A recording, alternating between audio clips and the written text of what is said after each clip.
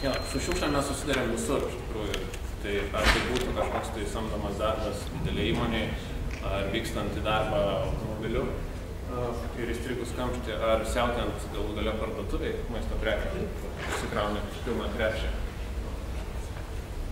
Rientra il vaina ai box. Siamo nel corso del 20° giro. Via le gomme e c'è ancora una difficoltà nel box Ferrari, la posteriore destra, manca la posteriore destra, incredibile, i meccanici si disperano, manca una gomma, gesto di stizza, possibile che manchi una gomma, incredibile, eppure come si diceva Giorgio Paola, sono state fatte tante prove particolari in questi giorni e soprattutto rimontano gomme da asciutto.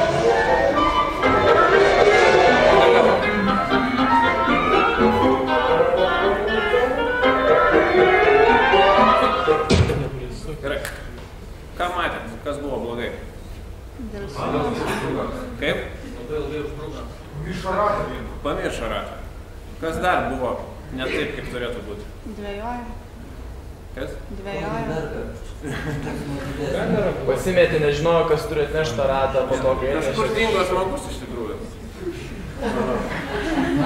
Tada, vėlgi, jeigu detaliau dar pasižiūrėt, neleisiu antrą kartą, nes iš tikrųjų tas laiko spaudimas tiek Formulės 1 lenktynininkam, kaip man yra toks gan didelis. Ten dar tokie niuansai buvo. Du ratai buvo pakeisti vienokiu būdu. Vienas tas priekinis, kuris buvo ratas, jis buvo nuimtas, kažkas nubėgo, kažkur atnešė ratą. Tuo tarpu kitoj pusėje viskas vyko gan sklandžiau ir ten visi buvo jau pasiruošę. Tai vėlgi, laikas didelis, 28 sekundės, tai yra baisus laikas kaip forma. Tarkim, bet ką jie netgi tuo momentu galėjo sutaupyti, tai išvengti tam tikrų bereikalingų judesių. Gal emocijos, bet vis tiek dar kažkam reikėjo parodyti, koks tu kvailas, kur tu buvai, ne? Kitas sako, tu dėk greičiau tą ratą. Tai yra sekundės. Ir čia kaip iliustracija, tarkim, trumpo kažkokio epizodo, trumpo proceso, bet iš tikrųjų mes ir dirbdami turim vienokius ir kitokius procesus, vieni jie trumpesni, kiti ilgesni, bet kiekvienam iš tų procesų dalyvauja tikrai veikėjai, ne? Jeigu kalbant detaliau apie šiukšlės, kokios čia buvo, arba kitas demonas čia buvo įvairovė, kurias paminėjau.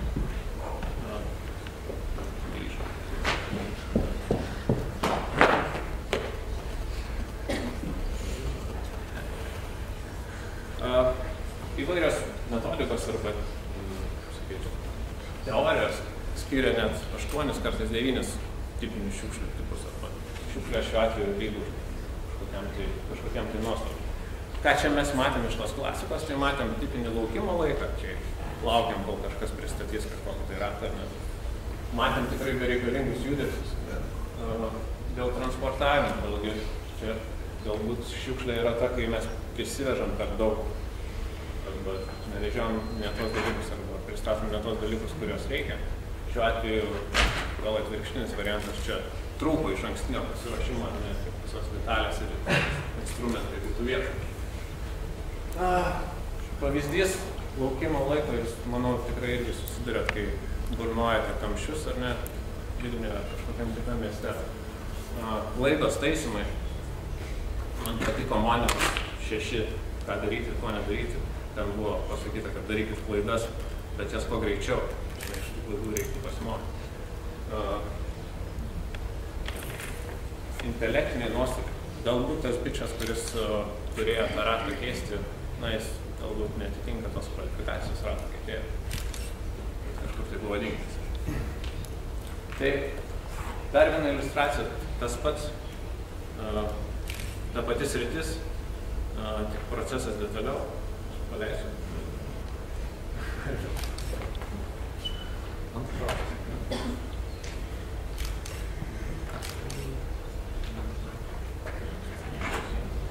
Jo, prezentavimo procesas nėra šiuo atveju tobulas. Pit stops are part of motor racing history. Against the relentless stopwatch, time is critical, pressure is high. Mistakes, easily made.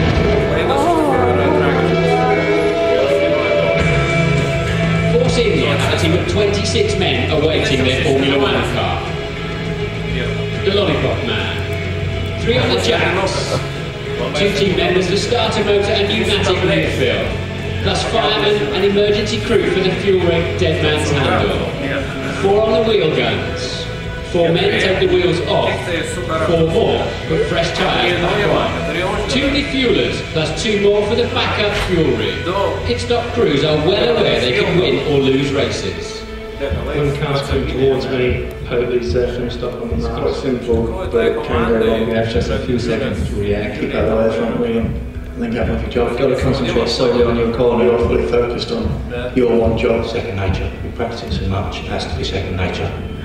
The Lollipop Man, silly name, serious job. He guides the driver to his garage, advises when to select first gear, and then he must release the car at exactly the right point, unlike this Ferrari Schumacher pit stop. The fuel men need to be like rugby players. The fuel-laden hoses are very heavy. They must attach the nozzle accurately, then push through the valve. It's high-quality road car petrol, including 5% biofuel, flowing at 12 litres per second. That's a lot of fuel, and if it goes wrong, it goes horribly wrong. Hot racing cars and fresh fuel shouldn't mix. A fireman stands by. The front jackman sometimes risks his legs to stop the car, and using a manual jack against the front wing, he lifts in unison with the rear jackman. They have blind faith that the driver will stop, occasionally misplaced. A third side jack is used to stabilise the car, or if they need to change the front wing when it's damaged. To change the nose and wing section, the crew move around. 2 men leave front wheel duties and become the wingmen, taking just 12 seconds and using 2 captive bolts. The gunmen are waiting on one knee with compressed air gun and brake cooling spinner ready. They need the driver to stop on his mark, so the wheel nut is directly in front of them, and the frantic work begins. Sometimes the wheel nut won't go on, and sometimes the wheels won't stay on. 4 men are ready to take the very hot wheels off. 4 more men put the fresh wheels and tyres on. It gets terribly disappointing when only 3 turn up. A great pit stop is a perfect display of human and mechanical harmony, where every second is precious and the driver's safety is at stake. Fangio had the luxury of being out of his car for over a minute while 2 mechanics serviced it. Now, 26 men get the job done in less than 10 seconds. Dabar 26 žmonės, mažiau nei 10 sekundžių ir tai šiais laikais, kaip sakyti, 10 sekundžių tai jau praeitis. Šiandien visos komandos, kurios beje, tos pit stop komandos, jos turi netgi savo varžybų lentelę, kur varžosi tarpusavy.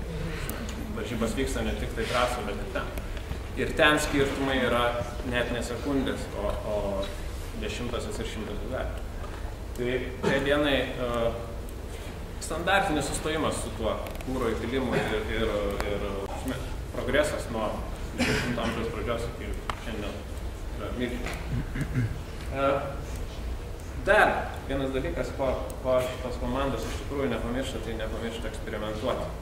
Ir Ferrari, tie raudoni vaikinai, kurie čia nuolat figūruodavo, tai ratą pameta, tai jų lenktynininkas nuvažiuoja su kūro įpylimo šlangą, ne? Jie vis dėlto stengiasi keisti tą procesą, nors tas procesas atrodo, bet trunkantis 3 sekundės, jisai vis tiek. Nuolat jie stengiasi jį patobulinti.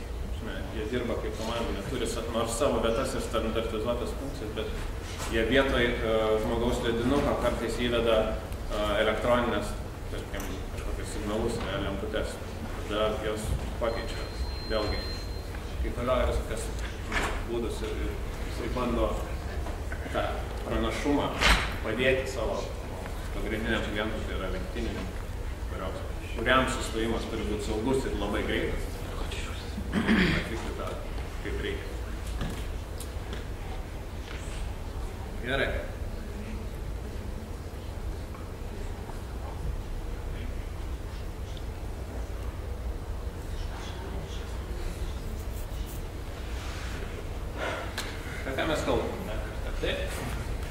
procesas.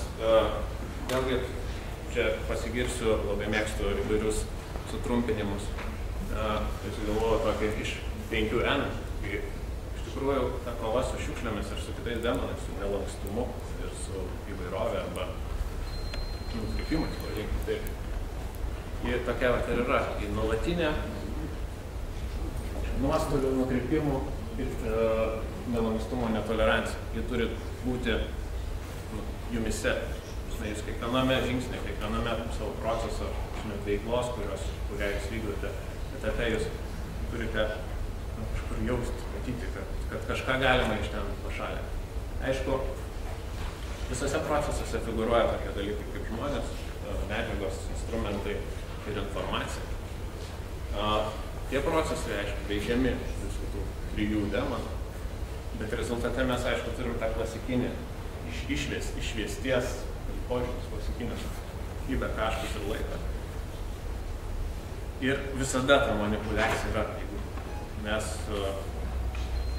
norime kažko tai greičiau, mums tai galbūt kainuoja daugiau, jeigu mes norime kažkokios geresnės kokybės, vėlgi tai išsitempia į ilgesnį laiką.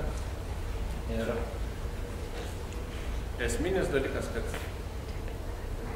tiek, sakykime, ir bankai, kameras, mes irgi ieškome būdų, kaip visus tos demonus ištraukti į dienos šviesą ir, sakykime, vieną po kitą pašalinti. Kai kas mums sekasi, kai kas nelabai, kai ką mums atriboja tam tikrai įstatyminiai dalykai, kur mes turim, privalom daryti tam tikrus dalykus, nors jie neturi jokios vertės. Taigi, čia mano skaidrės baigėsi. Ir apibendrinant, aš noriu pasakyti, kad svarbiausi dalykai, kai jūs žiūrite į savo veiklą, jūs turite žiūrėti, vėlgi čia jau buvo paminėta gal kažkokiu kitokiu kampu, kad svarbiausia yra susirasti tą savo klientą. Kas yra klientas, ko jisai nori, kokią vertę mes jam galime suteikti.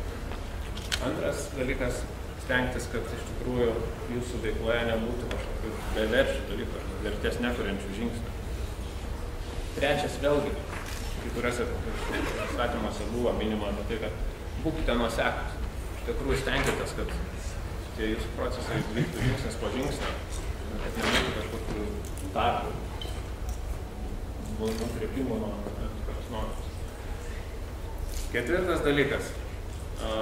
Turi būti trauka. Kiekvienas sekantis žingsnis turi būti traukėjas, kad iš tikrųjų mes nepradedam daryti kažko, kol tam nėra poreikio. Mes neprisigaminam kažkokių, kurių nėra kam valgyti ar pirkti. Ir penktas dalykas, tai yra niekad neužmiršti to nuolatinio tobulinimo dėti. Nepaisant to, kad tos 3 sekundės jau pasiektos, vis tiek jie nesustoja. Jie bando toliau. Ta riba, jinai, vėlgi, santykinai mes, aišku, nepriartėsim prie 0 sekundžių, bet vis tiek, kai varžybos vyksta jau kaip 100 tikslumo, tampa svarbios ir tas 100. Ir tas svarbumas, tarkim, vėlgi dar viena iliustracija galbūt.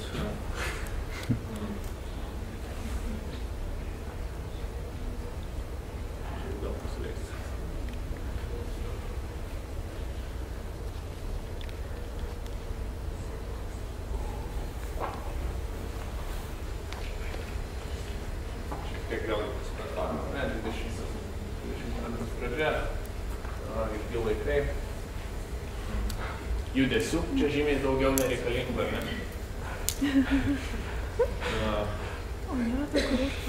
Tam reikia įsilegėti, padėti. Making the move for 11th place of Alan McNish by getting good speed along the back straight, climbing up the hill to Coombe, and sadly I fear what Michael has just found to do. Well, Jacques Villeneuve started 12th on the grid, obviously had some sort of problem which we didn't see on the replay at the start, because he dropped down to 15th place, but he's managed to recover back to his original 12th place slot now, and obviously helped by Jenson Button retiring as well, and he's looking pretty aggressive, Jacques Villeneuve. He's indeed. Jacques Villeneuve likes to run his car like he wears his overalls, sort of very baggy in the back, dragging it along the ground almost, and is really, we saw that action, slow action replay over the back end of the... Now leading this race. It's a sensible strategy, isn't it? Anyway, then on a two-stopper in the lead, Ferrari may pit immediately the next lap. So a very long lap here, of course. You don't have, your window is very much reduced when the lap is a minute 47 and 4.3 miles. So you tend to have to, it tends to drive itself when you come in. Well, that means that Michael Schumacher has started this race with about 70 kilos of fuel, and he's put in about 56 kilos of fuel in the Grand Prix. And he was setting fastest lap after fastest lap, and every sector time coming up on. Skirtumas. Tai ką jeigu Barrichello būtų aptarnautas per 8 sekundes? Būtų laimėjęs. Taigi, kiekviena grandis svarbi. Aš jau pasiruošęs klausimam. Klausimai. Ar nemanot, kad taktiškai Schumacheris visą laiką pirmasis driveris, taip vadinamas, jam taip sužaidė, Barrichello nelaimėtų? Iš tiesų aš laukiu šitą klausimą. Nes, vėlgi, žiūrint per kliento pusę, mes aišku apsiribojam, kad klientas šiuo atveju yra, sakykime, lenktynininkas, ar ne, pagrindinis, kaip sakyti, veidas, bet iš tikrųjų tai ta pati komanda. Galbūt čia yra taktika, ne? Galbūt klientas jų yra rėmėjai, galbūt klientas yra žiūrovai, kurie žiūri visas tas varžybas ir tos intrigos laukia. Kartais reikia, aišku, pažvelgti giliau, bet nežinau, ar mes visi pajėgus ir ar būtina visada tą daryti. Šiuo atveju yra gražus renginys sportas, ne, kur varžosi, sakyt, 2 lygiaverčiai, daugiau, aišku, bet šiuo atveju tos pačios komandos nariai, bet kiekvienas turbūt nori pirmauti, ne. Galbūt tame yra užslėptų kažkokių tai niuansų, bet vėlgi suimituoti tas sekundės, ne, tai ganėtinai sudėtingas. Gerai, paskutinis klausimas.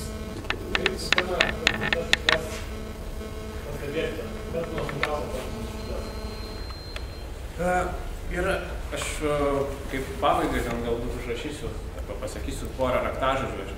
Tai tos nuorodos internete, tai tiesiog raktažodžiai yra 2. Lean, L-E-A-N ir Six Sigma. Tos metodologijos kalba yra, kad ten yra įvairių metodų ir būdų aprašyta, kaip žingsnis po žingsnio išsinagrinėti savo veiklą, savo tos procesus išskaidyti tam tikras veiklas, laukimą, kažkokius tai signalus, kaip juos po truputį ten knibinėti ir atrasti. Šiai dienai nebe problema pasidaro pamatyti tas šiukšlės. Problema pasidaro surasti resursus, kas galėtų su jomis dirbti, iškrapštyti, sakykime, ten padaryti tą procesą šiek tiek kitokį. Bet pradėjus tą daryti, pamatysite, kad tie įgūdžiai atsiranda puikiai greitai. Gerai, ačiū Mariau.